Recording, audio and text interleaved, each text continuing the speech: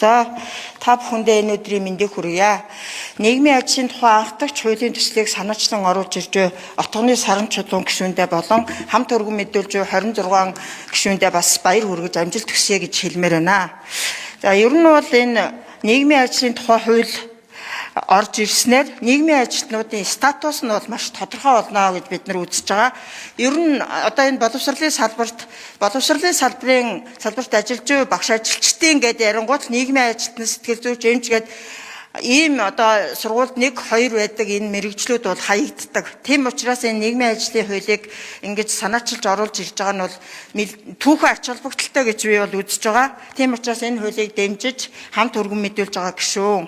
За 1999 онд анх сургуулийн нийгмийн ажилтан гэдэг мэрэгжлийг бий болгож Монгол Улсын боловсролын их сургууль дээр анхны төгсөгчдийг ингэж гаргаж ирсэн. За тэр төгсөгчдийн нэг нь би өөрөө байгаа. За Нямдарж гэдэг одоо шүтээсийн багш бид нарт бас анх нийгмийн ажилтны А усгийг зааж байсан. Тэгээ нийгмийн ажилтнуудаа бас бүгдээрэнд нь амжилт хүсье гэж хэлмээр байна. За ер нь бол одоо нийгмийн ажилтныг түрүүн тодорхойлоод манай гишүүд аягүй сайн хэлж ийн л да. Нийгмийн ажилтан гэдэг бол ерөөсөө л нэргүй зарц сургууль дээр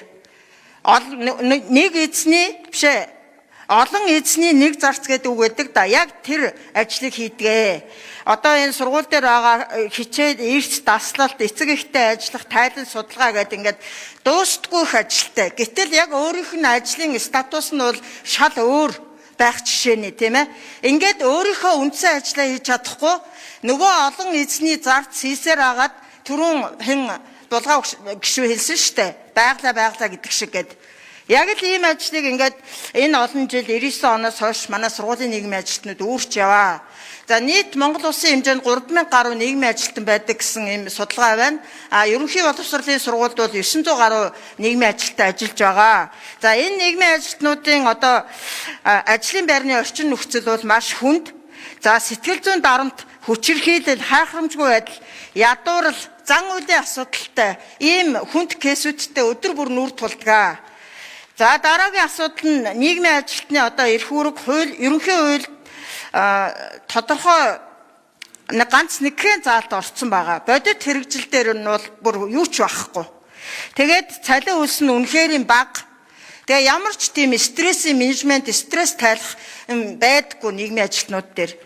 За ийм одоо маш олон асуудал байгаа учраас энэ нийгмийн ажилтны хууль орж ирэх зайлшгүй шалтгаан нөхцөл үүссэн гэж үзэж байгаа.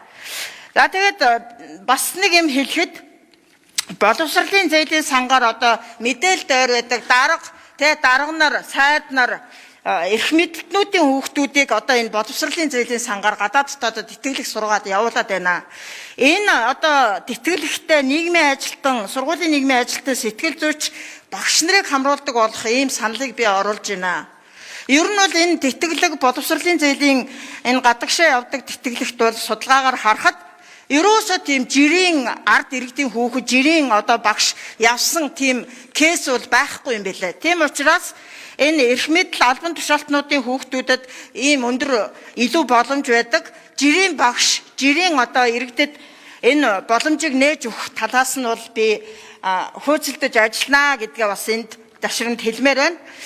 За ингээд одоо материалын орчин нөхцөлийн үед бол ер нь тусгай өөрөө нууцлал хангах асуудал бол дутмаг. За судалгаа кейс бүртгэлийн систем ихэнхдээ цаасаар явагддаг. Захин дижитал систем хангалтгүй.